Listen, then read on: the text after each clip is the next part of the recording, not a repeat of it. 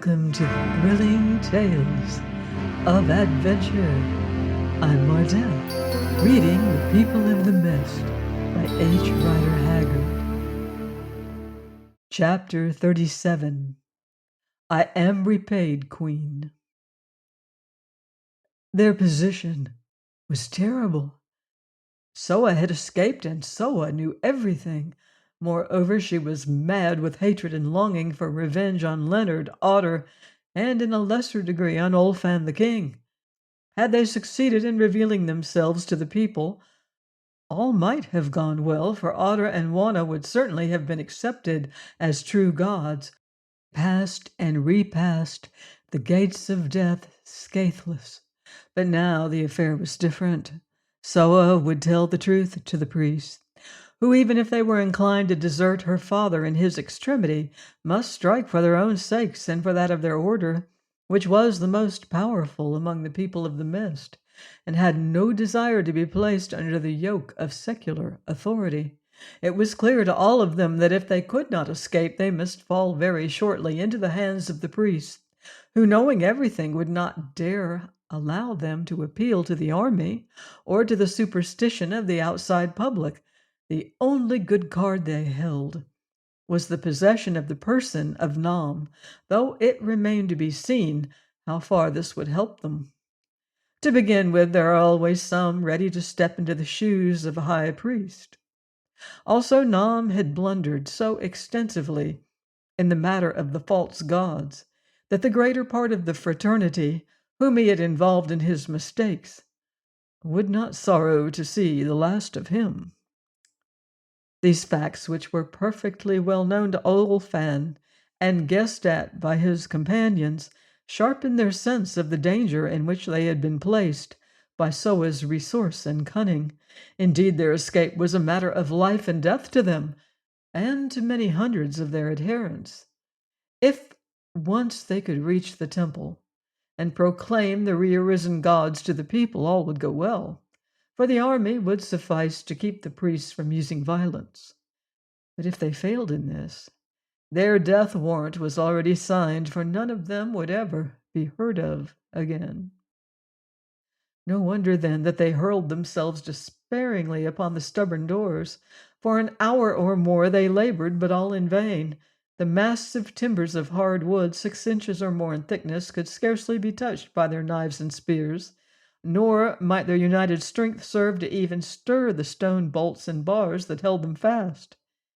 They had nothing that could be used as a battering ram. "It is useless," said Leonard at last, throwing down his knife in despair. "This wood is like iron. It would take us a week to cut through it." "Why not try fire blast?" suggested Otter. Accordingly, they attempted to burn down the doors, with the result they nearly stifled themselves in the smoke and made but little impression upon the woodwork.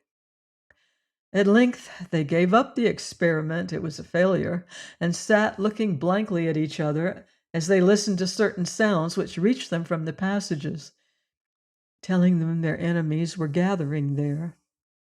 "Has anyone a suggestion to make?" said Leonard at last. "If not, I think that this game is about played."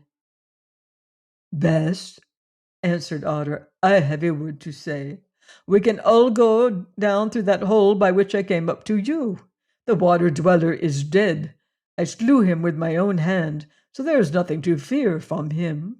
Beneath the hole runs a tunnel, and that tunnel leads to the slope of the mountain above.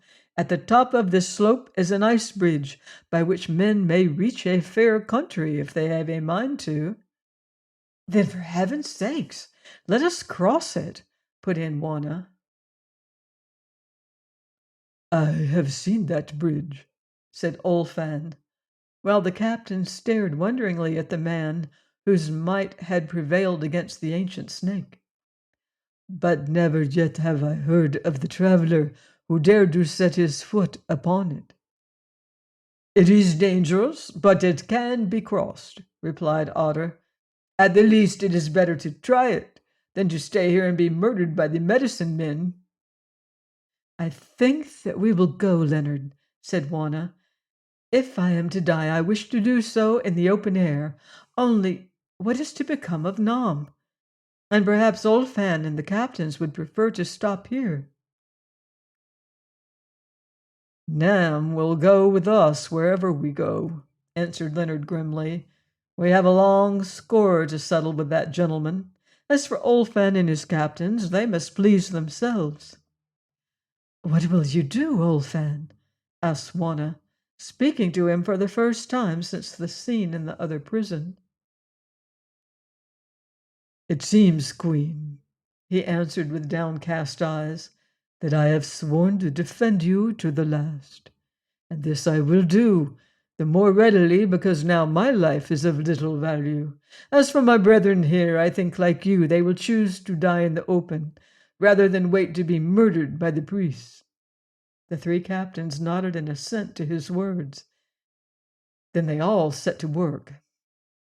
First, they took food and drink, of which there was an ample supply in the other cell, and hurriedly swallowing some of it, disposed the rest about their persons as best they could, for they foresaw that even if they succeeded in escaping, it was likely they would go hungry for many days. Then Leonard wrapped Wanna in a goat-skin cloak, which he took from one of the fallen priests, placing the second cloak over his own shoulders, for he knew that it would be bitterly cold on the mountains. Lastly, they tied Nam's arms behind him and deprived him of his knife, so that the old man might work none of them a sudden injury in his rage. All being prepared, Otter made his rope fast to the staff and descended rapidly to the cave below. As his feet touched the ground, the priest began to batter upon the doors of the cell with beams of wood or some such heavy instruments. "Quick, Wanna," said Leonard. "Sit in this noose, hold the line, we'll let you down. Hurry, those doors cannot stand for long." Another minute, and she was beside Otter, who stood beneath, a candle in his hand. Then Leonard came down. "By the way, Otter," he said, "have you seen anything of the jewels that are supposed to be here?" "There is a bag yonder by the water-dweller's bed, Baz," answered the dwarf carelessly, "but I did not trouble to look into it. What is the use of the red stones to us now?" "None, but they may be of use afterwards if we get away." "Yes, Baz, if we get away," answered Otter, bethinking himself of the ice bridge. "Well, we can pick it up as we go along." Just then Nam arrived, having been let down by Olfan and the captains, and stood glaring round him, not without awe, for neither he nor any of his brethren had ever dared to visit the sacred home of the snake god. Then the captains descended, and last of all came Olfan. "We have little time to spare, deliverer," said the king. "The door is falling." And as he spoke they heard a great crash above. Otter jerked furiously at the rope, till by good luck one end of the stake slid over the edge of the hole, and it fell among them. "No need to leave this line for them to follow by," he said. "Besides, it may be useful." At that moment something appeared looking through the hole. It was the head of one of the pursuing priests. Nam saw it and took his opportunity. "The false gods escaped by the tunnel to the mountains," he screamed, "and with them the false king. Follow and fear not, the water dweller is dead. Think not of me, Nam, but slay them." With an exclamation, Otter struck him heavily across the mouth, knocking him backwards, but the mischief was done, for a voice cried in answer, "We hear you, father, and will find ropes and follow." Then they started. One moment they paused to look at the huge bulk of the dead crocodile. "This dwarf is a god in truth," cried one of the captains, "for no man could have wrought such a deed." "Forward," said Leonard, "we have no time to lose." Now they were by the crocodile's bed and among the broken bones of his victims. "The bag, Otter, where's the bag?" asked Leonard. "Here, Baz," answered the dwarf, dragging it from the mouldering skeleton of the unlucky priest, who, having offended the new-found god, had been let down through the hole to lay it in its hiding place and to perish in the jaws of the water-dweller. Leonard took the bag, and opening its mouth, which was drawn tight with a running strip of hide, he peeped into it while Otter held down the candle that he might see.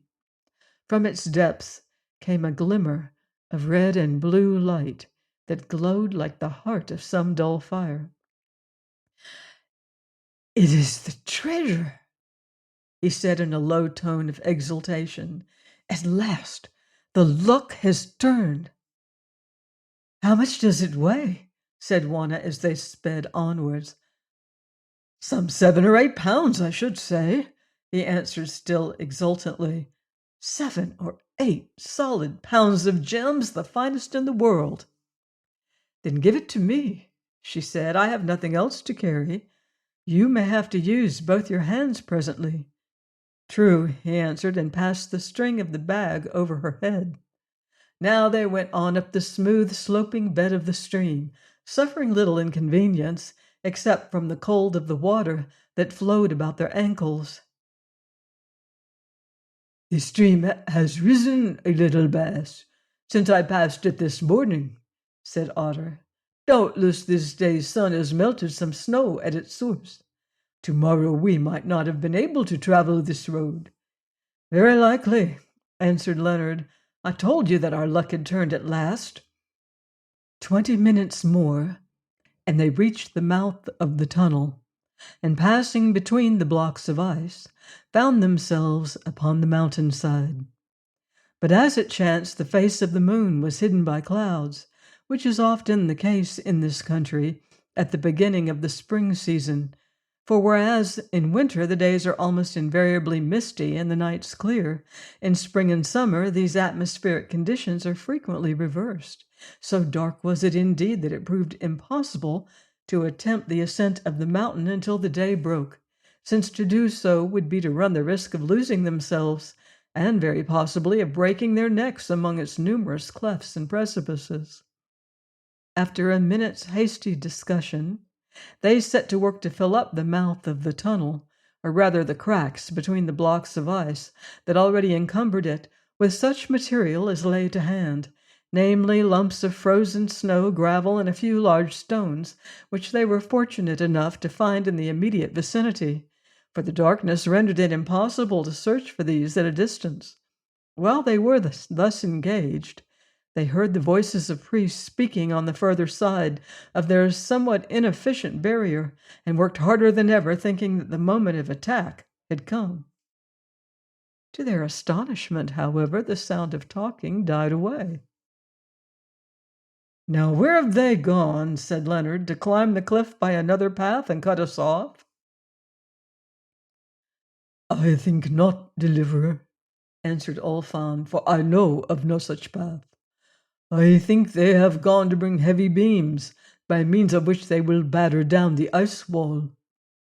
"Still there is such a path, King," said one of the captains, "for I myself have often climbed it when I was young, searching for snow flowers to bring to her whom I courted in those days." "Can you find it now, friend?" asked Olfan eagerly. "I do not forget a road that I have trod," said the captain, "but it is one not easy to follow." "See now, shepherdess," said Olfan after thinking a while, "shall we take this man for a guide, and return down the cliff to the city? For there, unless fate is against us, we may find friends among the soldiers and fight out this battle with the priests." "No, no," answered Juana almost passionately. "I would rather die than go back to that dreadful place, to be murdered at last. Do you go if you will, Olfan. Leave us to take our chance." "That I cannot do, Queen, for I am sworn to a certain service," he said proudly. "But hearken, my friend. Follow this path of which you speak, if you can do so in the darkness, and find help. Then return swiftly to this spot, where I and your 2 comrades will hold the priests at bay. Perchance you will not find us living, but this I charge you, if we are dead, give it out that the gods have left the land because they were so evilly dealt with. Rouse up the people to fall upon the priests and make an end of them once and forever, for thus only shall they win peace and safety. Making no reply, the man shook Ulfin and the other two captains by the hand, saluted Wanna, and vanished into the darkness.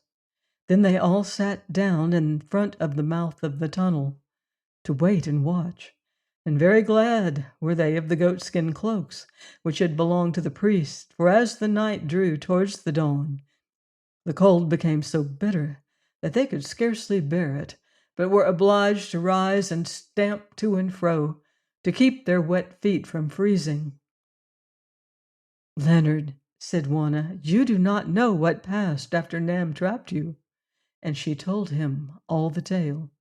When she had finished, he rose, and taking Olfan by the hand, said, "King, I thank you. May fortune deal as well with you as you have dealt by me and mine." "Say no more, deliverer," answered Olfan hastily. "I have but done my duty and fulfilled my oath, though at times the path of duty is hard for a man to follow." And he looked towards Wanna and sighed. Leonard sat down and was silent. But many a time, both then and in after days, did he wonder at the nobleness of mind of the savage king, which enabled him, under circumstances so cruel, to conquer his own passion and show himself willing to lay down life and throne together, that he might carry out his vow to protect the woman who had brought him so much pain and now left him forever with his successful rival. At length, looking at the mountain peak above them, they saw its snows begin to blush red with the coming of the dawn. And just then also they heard many voices talking within the tunnel, and caught glimpses of light flashing through the openings in their rude fortifications. The priests, who no doubt had been delayed by the procuring of the timbers which were to serve as battering rams, and the labor necessary to drag them up the steep incline of the tunnel, had returned, and in force. A few more minutes, and a succession of dull thuds on the further side of the ice wall told the little band of defenders that their enemies were at work. "The light grows quickly, deliverer," said Ulfan quietly. "Think that now you may begin to ascend the mountain and take no harm." "What shall we do with this man?" asked Leonard, pointing to Nam. "Kill him," said Otter. "No, not yet awhile," answered Ulfan. "Take this." And he handed Leonard the spear of the third captain, who had left it when he started down the mountain, fearing that it might encumber him. "And drive him along with you at his point. Should we be overpowered, you may buy your lives at the price of his. But should we hold them back and you escape, then do with him what you will." "I know well what I would do," muttered Otter, glowering at the priest. "And now farewell," went on Olfan in the same calm voice. "Bring more ice, comrades, or stones if you can see any. The wall cracks." Leonard and Otter wrung the king's hand in silence, but Wanna could not leave him thus, for her heart was melted at the thought of all his goodness. "Forgive me," she murmured, "that I have brought you grief, and, as I fear, death to follow grief." "The grief you could not help, Queen, and be sure I shall welcome death if he should choose me. Go now, and happiness go with you. May you escape in safety with the bright pebbles which you desire. May you and your husband, the deliverer, be blessed for many years in each other's love, and when you grow old together, from time to time think kindly of that wild man who worshipped you while you were young and laid down his life to save you." Wanna listened, and tears sprang to her eyes. Then of a sudden she seized the great man's hand and kissed it. "I am repaid, Queen," he said, "and perchance your husband will not be jealous. Now go, and swiftly." As he spoke, a small portion of the wall fell outwards, and the fierce face of a priest appeared at the opening. With a shout, Ulfan lifted his broad spear and thrust. The priest fell backwards, and just then the captains arrived with stones and stopped the hole. Then the three turned and fled up the mountainside, Otter driving Nom before him with blows and curses, till at length the old man fell and lay on his face groaning. Nor could the dwarf's blows, which were not of the softest, force him to rise. "Get up, you treacherous dog," said Leonard, threatening him with the spear. "Then you must loose my arms, deliverer," answered the priest. "I am very weak. I cannot travel up this mountain with my hands bound behind me. Surely you have nothing to fear from one aged and unarmed man." "Not much at present, I suppose," muttered Leonard, "though we have had enough to fear from you in the past." And taking his knife, he cut loose the lashings. While he did so, Wauna turned and looked behind her. Far below them she could see the forms of Olfan and his companions standing shoulder to shoulder, and even catch the gleams of light reflected from their spears. For now the sun was rising. Beneath them again she saw the grass-grown roofs of that earthly hell, the city of the people of the mist, and the endless plain through which the river wandered like a silver serpent. There also was the further portion of the huge wall of the temple, built by unknown hands in forgotten years, and rising above the edge of that gap in the cliff through which she was looking, appeared a black mass, which she knew to be the head and shoulders of the hideous Colossus, on whose dizzy brow she had sat in that strange hour when the shouting thousands thundered a welcome to her as their goddess, and whence her most beloved friend Francisco had been hurled to his cruel death. "Oh, what I have suffered in that place!" she thought to herself. "How have I lived through it, I wonder? And yet I have won something." And she glanced at Leonard, who was driving Nom towards her. "And if only we survive, and I am the means of enabling him to fulfill his vow and buy back his home with these jewels, I shall not regret all that I have endured to win them. Yes, even when he is no longer so very much in love, he must always be grateful to me, for few women will have done as much for their husbands." Then Nom staggered past her, hissing curses, while the untiring otter rained blows upon his back. And losing sight of Olfan and his companions, they went on in safety till they reached the neck, and saw the ice bridge glittering before them, and the wide fields of snow beyond. Please join me next time for another exciting adventure of The People of the Mist by H. Rider Haggard, here on Thrilling Tales of Adventure.